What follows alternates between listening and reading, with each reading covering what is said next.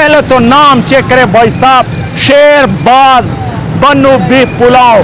शेर जंगलों का बादशाह और बाज हवाओं का बादशाह। मुझे तो गोश्त बहुत ही अच्छा लगा। आज मैं उस जगह पर आया हूँ जहाँ पर यूनिक चीज बनता है, बन्नू बीफ पुलाव। अस्सलाम वालेकुम रहमतुल्लाहि व बरकातहू। मैं हूँ जी मुसा खान और आप आए हैं विलेज फूड पॉइंट पर। तो आज अल्हम्दुलिल्लाह हम जाने लगे हैं बन्नू, और बुन्ना में एक मशहूर रेसिपी बनती है। आप सबको पता होगा कि बन्नू बीफ पुलाव जो है ना, बन्नू का काफी मशहूर है। और जिस भाई की वजह से मशहूर है, इंशाल्लाह ओरिजिनल शख्स के बारे में आपको बताएंगे कि बन्नू बीफ पुलाव जो है ना, कौन सा शख्स अच्छी तरह बनाता है और उसकी वजह से पूरे पाकिस्तान में मशहूर हो चुका है। तो आज इंशाल्लाह वो एक्सप्लोर करेंगे। हमने काफी देर कर ली है और देर नहीं करना चाहते क्योंकि ये हमारे बगल ही में रहता है और हमने आपके साथ शेयर भी नहीं किया। अभी 1 बजे का टाइम है भाई साहब, हम जाने लगे हैं बन्नू बीफ पुलाव पे। अगर वो उसी टाइम भी बना रहे थे तो पूरी वीडियो आपके साथ शेयर कर दी जाएगी। अगर वो नहीं बना रहे थे तो खाने की वीडियो तो जरूर आएगी इंशाल्लाह, या तो फिर खुद ही जी बनाना पड़ेगा हमें बन्नू बीफ पुलाव।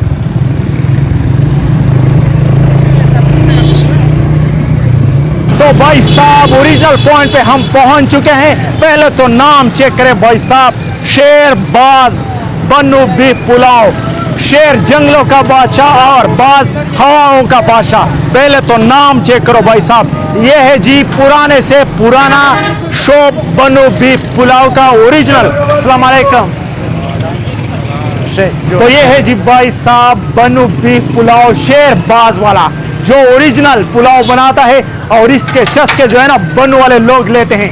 आज हम आपको भी बताएंगे कि जब आप बन्नू में आए तो ये पुलाव आपने लाजमी जो है ना वो ट्राई करनी है। अगर आप यहाँ पर नहीं आ सकते तो घर पर जाकर भी बना सकते हैं। इंशाल्लाह इसकी पूरी रेसिपी आपके साथ शेयर करेंगे। भाई साहब कितना अर्सा हो गया कि आप ये चावल जो है ना बना रहे हैं? हम 1998 से बना रहे हैं। 1998 से? अच्छा, आप गोश्त खुद बनाते हैं या बाजार से खरीदते हैं? नहीं, हम अपना जानवर ज़बह करते हैं खुद। तो माशाल्लाह भाई साहब वो अपना जानवर ही ज़बह करते हैं और सब कुछ जो है ना इसके अंडर प्रोसेस होता है, यानी आपको ओरिजिनल चीज़ जो है ना वो यहाँ पर मिलने वाली है। अच्छा भाई साहब, आप कितने देगे जो है ना वो सेल करते हैं एक दिन में? 4-5 देगे सेल करते हैं रोजाना। एक देग की कितना वजन होता है? एक देग के इसमें 30-40 किलो। 40 किलो। 5-6 देगे जो है ना वो सेल करते हैं और एक देग में 60-70 किलो से तो ज्यादा होगा। हाँ, इस तरह होगा। 50 क्योंकि बहुत वजनी होता है, 40-50 किलो का करीबन एक पतीला बनता है, वो सेल करते हैं। तो आप खुद सोचें ये चावल कितना मजेदार होगा। तो भाई साहब इस जगह को क्या बोलते हैं? अगर कोई दूर से आना चाहे और आपके जायका जो है ना वो टेस्ट करना चाहे तो वो आपसे इस जगह को कैसे ढूंढेंगे? ये सदर थाना के नजदीक आला चौक, सदर थाना के बिल्कुल ही साथ में पार्सल वाला डिलीवरी भी अवेलेबल है। तो माशाल्लाह और भी आसान कर दिया भाई ने, आपको डिलीवरी भी मिल जाएगी। माशाल्लाह जबरदस्त, अल्हम्दुलिल्लाह। चेक कर लो, जबरदस्त मिर्चों का तड़का और अंदर जो है ना वो गोश्त का तड़का है। तो चेक करेंगे। हाँ माशाल्लाह माशाल्लाह। भाई साहब बोल रहे हैं कि ये वाली चीज़ जो है ना कोई भी बना नहीं सकता, लेकिन आप फिक्र ना करें, आप घर में बनाएंगे इंशाल्लाह। आज की रेसिपी थोड़ी सी मुख्तलिफ होने वाली है। पहले हम ट्राई करेंगे और बाद में आपको सिखाएंगे। उल्टा हो गया आज का प्रोग्राम थोड़ा सा। ओए होए होए होए होए भाई साहब, चेक तो करो जरा, क्या बात है भाई साहब। खुशबू ही खुशबू है माशाल्लाह। ऐसा प्लेट बनाओ कि देखने वाले खुश हो जाएं भाई साहब, माशाल्लाह। तो ये हमारा प्लेट जो है ना माशाल्लाह बन चुका है। तो अब हम इसको ट्राई करेंगे कि इसका टेस्ट जो है ना कैसा है। हाँ भाई साहब, पहले तो जी गोश्त का लेवल चेक करते हैं। माशाल्लाह सुभान अल्लाह, जबरदस्त, कितना नरम मुलायम। मैं तो बस सिर्फ इस गोश्त का दीवाना हो चुका हूँ जो इतना नरम कैसे बना दे भाई साहब। ये तो रेसिपी बनाकर हमें पता चलेगा कि ये गोश्त ऐसा कैसे नरम बनाते हैं।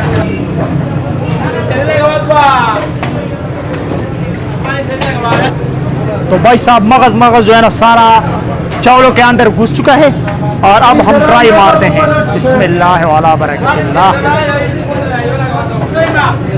जबरदस्त जूसी।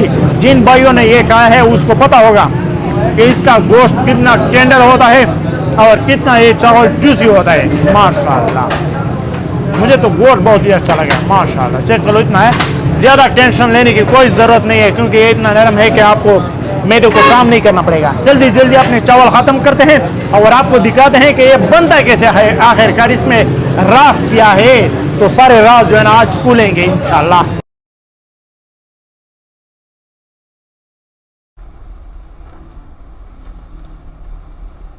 तो आज मैं उस जगह पर आया हूं जहां पर यूनिक चीज बनता है, बनु बीफ पुलाव। मैं भी एक्साइटेड हूं और आप भी एक्साइटेड होंगे। ये जी 15 किलो चावल की रेसिपी है और इसमें 5 किलो प्याज, 5 किलो घी डाला जा चुका है। बाकी जो चीजें डाले जाएंगे इंशाल्लाह वो आपको बतरतीब बताते जाएंगे।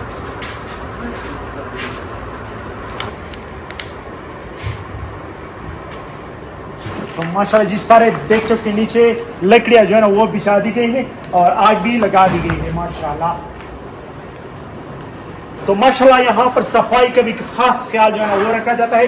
ये चेक करो जी, साफ घी जो है ना वो डाला जा चुका है और प्याज को भी अच्छी तरह से साफ करके डाल दिया गया है। और लोग कहते हैं कि भाई साहब बनु बीफ पुलाव में जो है ना टमाटर वगैरह जो है ना वो अच्छी क्वालिटी के नहीं डाले जाते। तो ये चेक करो कितनी जबरदस्त क्वालिटी है, मोटे मोटे ताज़ा ताज़ा जो है ना वो टमाटर है। तो क्वालिटी आप खुद चेक कर रहे हैं, हर देगचे में इसी तरह से साफ सुथरे टमाटर जो है ना वो जाते हैं।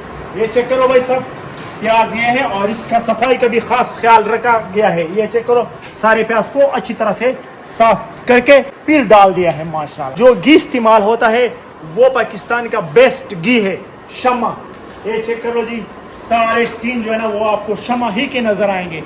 तो इससे बेहतरीन चीजों से अगर चीज बनेगी तो अच्छी क्यों नहीं होगी भाई साहब। तो आपने आना है, बनु बीफ पुलाव खा के जाना है। फिर तो अभी टमाटरों की कुतराई जो है ना वो करते हैं। तो इस तरह से दरमियान में काट लगाकर भाई साहब आपने इस तरह से निकाल लेना है।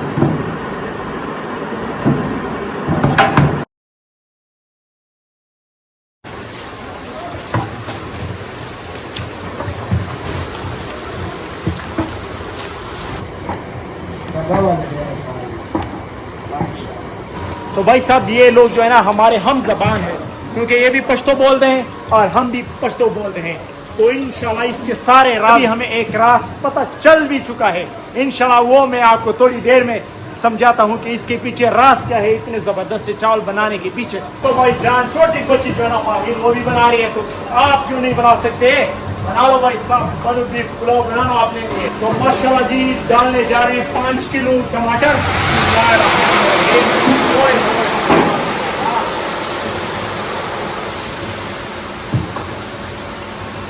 टमाटरों के साथ 2 लीटर पानी भी शामिल किया है और 2 लीटर पानी के साथ ही हमने टमाटर जो है ना वो पतीली में डाल दिए। 10 मिनट ढक कर पकाएंगे। तो प्याज को अपने फुल ब्राउन जो है ना वो करना है। तो अभी टमाटर डालेंगे बिस्मिल्लाहिर्रहमानिर्रहीम 5 किलो और साथ ही 2 लीटर पानी।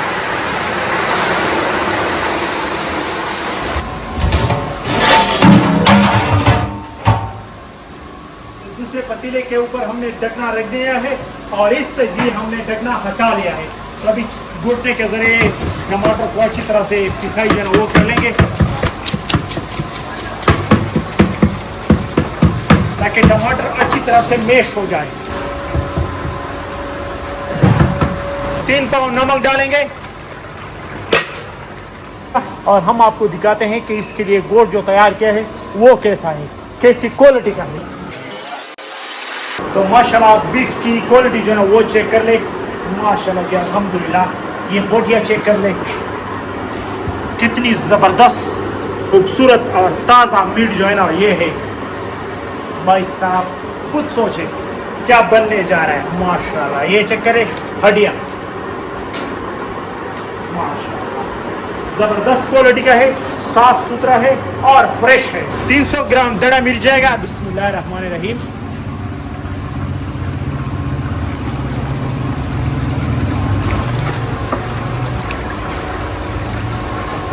थोड़ा सा टमाटर को पानी लगाएंगे और तीनों पतीलों में यही चीजें जो है ना वो डालते जाएंगे।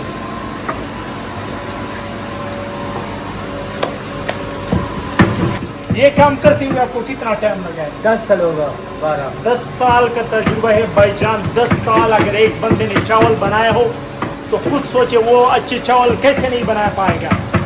आप 3 दिन एक चीज़ बना लो तो चौथे दिन जो है ना वो परफेक्ट बनती है।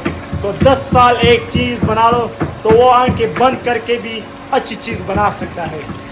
तो यही है जिस शेरबाज की पुलाव की खासियत कि इसका उस्ताद जो है ना बेस्ट है। तो बेस्ट पुलाव तो आपको मिलना ही मिलना है। तो अभी इसमें 10 किलो हड्डियाँ जो है ना वो डालेंगे। बिस्मिल्लाहिर्रहमानिर्रहीम।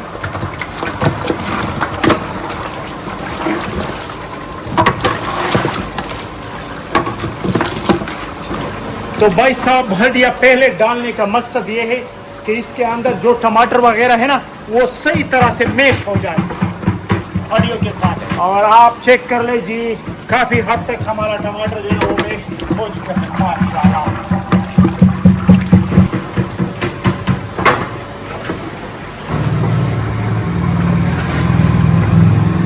तो अभी 20 किलो बीफ जो है ना वो डाला जाएगा जो जबरदस्त किस्म के बोटियों में काटा जा चुका है माशाल्लाह। चेक कर लीजिए, जबरदस्त।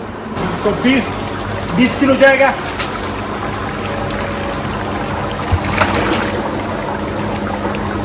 तो इसके साथ ही जी 15 केजी पानी भी डालेंगे, 16 किलो।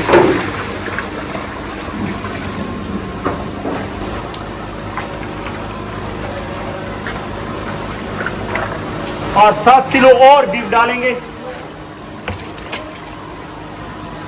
37 किलो गोश्त डाला जा चुका है हड्डियों के साथ। और 16 लीटर पानी हमने पहले लगाया था, अभी 10 लीटर और लगा रहे हैं। तो ये 26 लीटर पानी जो है ना वो जा चुका है। 15 किलो चावलों के लिए ये तैयार हो रहे हैं। तो इसमें 15 किलो चावल डाले जाएंगे।